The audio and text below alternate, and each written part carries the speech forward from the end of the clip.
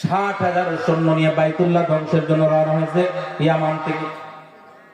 তার মধ্যে বড় বড় 13টা হস্তি বাহিনী, হাতি যেগুলো যুদ্ধ করতে পারে, লড়াই করতে পারে, এবং হাতির মধ্যেও সে রওনা হয়েছে, হাতির উপরে আরোহণ করে আসছে। উদ্দেশ্য এবার মক্কার মধ্যে যাব, কাবা ঘরকে ধ্বংস করে ফেলবো, কাবা ঘর ধ্বংস করে আমার ঘরটাকে প্রতিষ্ঠিত করব, এবং পুরা মক্কা মদিনা মক্কার স্থানের ক্ষমতা আমি নিজে নিব। এই নিয়ত করে যখন রওনা হয়েছে, বাইতুল্লাহর কাছে এখনো আসে নাই, তার থেকে অদূরে বেশ কিছু দূরে রয়েছে, ওখানে সে দাঁড়িয়েছে, অবস্থান করতেছে। এদিকে বাচ্চা আব্রাহার কিছু চেলামেলা যারা সৈন্য আছে, তারা ওই সময় আল্লাহ রসুলের দাদা আব্দুল মুত্তালিবের 100 উট তারা ধরে নিয়ে গেছে, চিন্তায় করেছে, লুটতরাজ করেছে।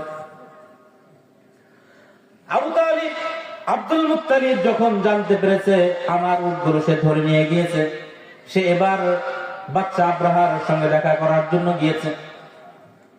কিন্তু আল্লাহ রসুলের নূর মুবারক আব্দুল মুত্তালিবের কপালে থাকার কারণে এক ধরনের নূর চমকাইতো, যার কারণে আব্দুল মুত্তালিব যেখানেই যাইতো সেখানের মানুষ তাকে সম্মান করতো। এটা সূরা ফিলের তাফসীরের মধ্যে আছে। তাফসীরে জালালাইন দেখেন, তাফসীরে ইবনে কাসির দেখেন, বিভিন্ন তাফসীরের মধ্যে এই কথা উল্লেখ আছে। মুফাসসির کرام বলেছেন আব্দুল মুত্তালিব যেখানেই যাইতো সেখানের মানুষ তার ওই দেখার কারণে সম্মানের সঙ্গে দাঁড়ায় যাইতো। আব্দুল মুত্তালিব যখন বাচ্চা আব্রাহার দরবারে গিয়েছে, বাচ্চা আব্রাহা আব্দুল মুত্তালিবকে দেখার সঙ্গে সঙ্গে তার আসন থেকে দাঁড়ায় গেছে, তাকে সামনে নিয়ে বসাইছে, সম্মান দিয়েছে। এবার বলতেছে, বলেন কেন আপনি আসছেন? বাচ্চা আব্রাহা মনে করেছে আব্দুল মুত্তালিব মনে হয় আমি যে বাইতুল্লাহ কাবা ঘর ধ্বংস করার জন্য আসছি এর জন্য বলবে যে আমার এই বাইতুল্লাহ আপনি ধ্বংস করেন না, কেননা কাফেররাও যদিও শিরিক করে কিন্তু তখন পর্যন্ত বাইতুল্লাহর মহব্বত তাদের অন্তরের মধ্যে আগে থেকেই আছে। বাচ্চা আব্রাহা মনে করেছে হয়তো আব্দুল মুত্তালিব মনে হয় আমার কাছে দরখাস্ত পেশ করবে আমি যেন বাইতুল্লাহর কোনো ক্ষতি সাধন না করি, কোনো ধ্বংস না করি। জিজ্ঞাসা করছে, আপনি কেন আসছেন? বলে, আমি জানতে পারলাম আপনার সৈন্যবাহিনী আমার 100 উট ধরে নিয়ে গেছে, আমি আমার উটকে ছাড়ানোর জন্য আপনার দরবারে আসছি। আপনার সৈন্যদেরকে বলে দেন তারা যেন আমার উটগুলোকে ছেড়ে দেয়।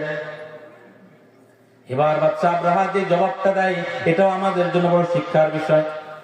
বাচ্চা আব্রাহা এবার বলতেছে, আমি তো আপনাকে দেখে বড় সম্মানিত মনে ভেবেছিলাম, আপনি আমার কাছে এসেছেন আমি যেন বাইতুল্লাহ ধ্বংস না করি, কাবা ঘর ধ্বংস না করি, এই দরখাস্ত আপনি পেশ করবেন আমি মনে ভেবেছিলাম।